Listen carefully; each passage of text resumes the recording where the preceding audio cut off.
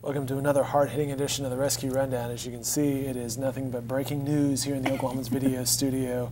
On this Thursday morning, I'm Dave Morris, joined as always by Abby Wolf of the Central Oklahoma Humane Society. How are you? Great. How are you? We've been invaded by pasta. I know. These two little kitties. I love pasta and I love kittens, so why not, right?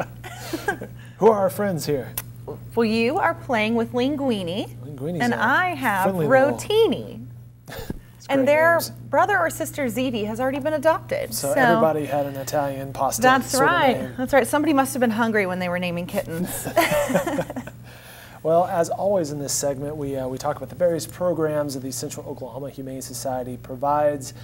And we'll get into 2 or 3 of those programs today as we take a look at some of the happy tales. And what do you guys consider a happy tale? You know, any story where an animal has been through something and they are adopted and happy in their home now is something that we live for.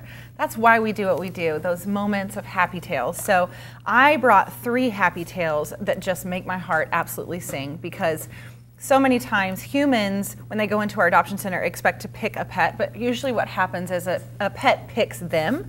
And some of the ones we're talking about today just took a little bit of extra time to pick their family. Sure. Yeah. Such as, in fact, this leads us into one of those programs. Bullwinkle is the first subject that we're going to talk about today. I didn't realize, although I think we've talked about this at some point, that you had a Mabel Bassett prison program. Absolutely. So we rely on Mabel Bassett and the women incarcerated there to help us out with some of the pets who need a little bit of extra attention. That's a great idea. Yeah, it's a lot of high energy pets, pets who need a little bit of manners, and they're able to spend time with them and really teach them. Yeah, exactly. They have some time on their hands, so why not help them out and learn those little commands and stuff to help tame energy or behavior. So Bullwinkle was a perfect candidate for this. Yes, Bullwinkle was a big dude full of energy and just the goofiest dog I think I've ever met. And Bullwinkle has a spot in my heart because we worked really hard trying to find Bullwinkle the right family. And we found that Bullwinkle just didn't like to be in a kennel. He really liked to be outside, so he really shined when he went outside on a leash and was great on a leash and just a great personality. And so Bullwinkle took a little bit longer to get adopted than the average dog in our program. So the happy tale on Bullwinkle is? Yeah, so the family that adopted Bullwinkle actually waited a whole hour while another family checked out Bullwinkle and discovered that Bullwinkle wasn't the right fit for them. But luckily, this family waited and waited and waited for Bullwinkle to become available, and now he is happy in a new home. Success. Yes. See, a happy tale right there. And absolutely. We learned something that there's a program at Mabel Bassett Prison, which takes us to Angela. Oh. So I have a very soft spot in my heart for Angela because Angela is our longest resident ever. You remember Quinn from before. Angela stayed with us longer than Quinn because she had a thyroid issue. And so we kept seeing Angela lose weight and finally discovered this thyroid issue that she had. She spent almost a year and a half with us. So how is a thyroid treated in an animal? A lot of people have thyroid issues and there's medication that kind of medicates that. Yes, so we actually treated Angela with medication, and then whenever she got into her new home, which is a great story, she actually had surgery to repair it. So Angela was obviously one of our harder to adopt animals, and our paw pack, our young professionals group, really took to Angela, and they always help us with like our hardest cases to make sure that we find the right family. One member in particular, while they were posting flyers and meeting Angela and posting on social media, really fell in love with her.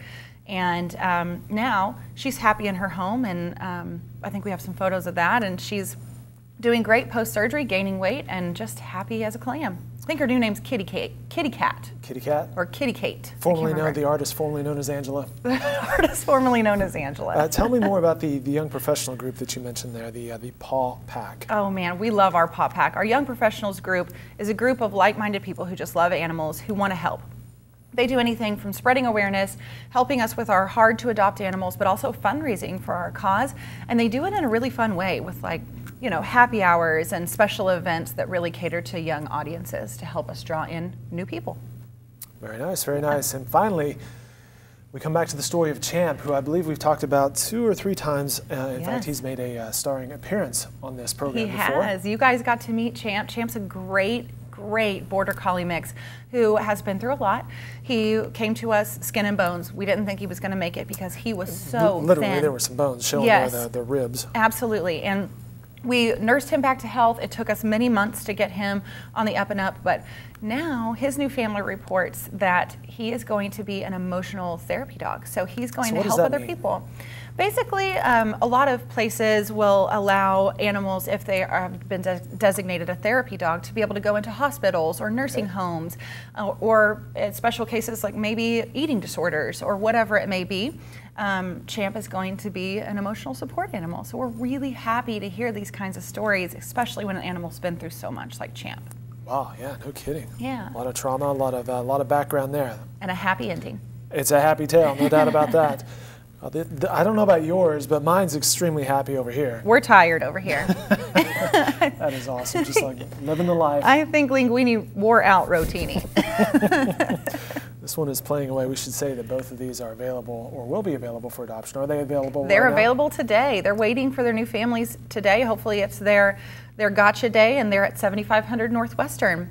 All right, very good. And looking ahead, you guys have more adoption events coming up, May 21st with Hudeberg Subaru. Yeah, Hudeberg Subaru's Hearts and Paws adoption event. We're going to save 100 lives in a matter of hours. It's going to be a blast. We're going to do 100 adoptions, and they start at 11 o'clock in the morning on Saturday, May 21st at Hudeberg Subaru, which is at I-240 and South Shields. Very good. It's going to be a good time. Anything else coming up? You know, we are working our hardest to make sure that all the puppies and kittens pouring into the shelters are finding homes. So if you've ever been in the market for a puppy or a kitten, now is a really great time to adopt because there are quite a few of them in Oklahoma City. And they can see some of your new friends at okhumane.org. Yes, we have a feature on our website that shows you who's in our adoption center and who's available for adoption by appointments and all kinds of different ways to meet our animals. So go to okhumane.org. And see this little one, Linguini. I think this is a match here. I think the two cats at home would be like, no, Dave.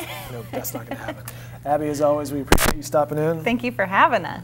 Well, thanks for bringing these little guys as well. They're full of fun. If Rotini was awake, he would say thank you, too. All right, more rescue rundowns can be found on newsok.com and okhumane.org.